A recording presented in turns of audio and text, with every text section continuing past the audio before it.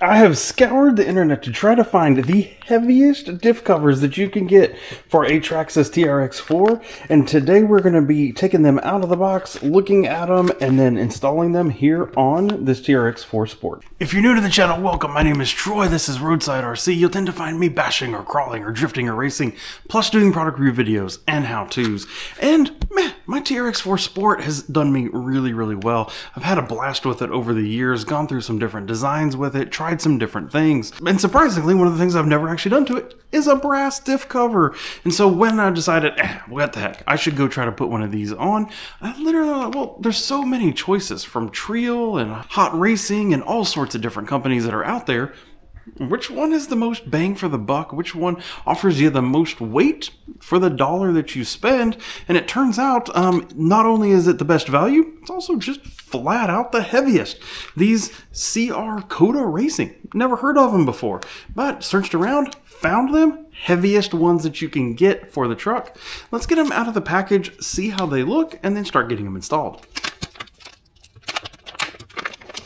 In the package, you have actually two independent diff covers plus extra screws. But for this, you get these two for $40, $39. Now, honestly, I'm not a fan of putting weight on the rear, so I'm not going to be using this one. That'll be a giveaway sometime at a later date. But the front one, these are 70 grams each. But look at this also. The fit and finish on this, it's kind of like a gunmetal. You know, it's got that kind of like black chrome, kind of shiny gunmetal-y look to it. So it's not that super bling of just a raw brass or anything along those lines.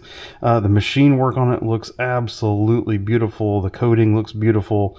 Really pretty happy with it. So let's start working on what it takes to actually get this installed. With the truck flipped upside down, if you have something like this MIP 2mm that's nice and long, you can get in there and actually get the 4 screws out that hold everything in. It gets a little tricky for this one screw back here on the back side, but it will actually get in there.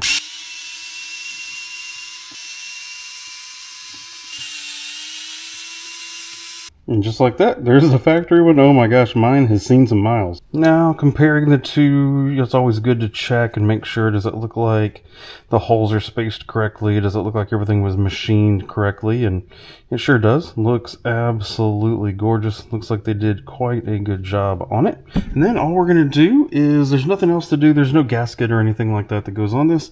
So you can just actually slide this right back on and then start putting those screws in.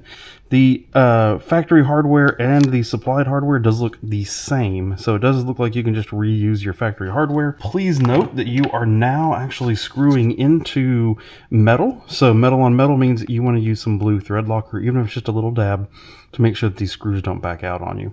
I can leave a link to this Hinera. I've been using this for a while now. It looks like it does pretty good. I can leave a link to it down in the video description.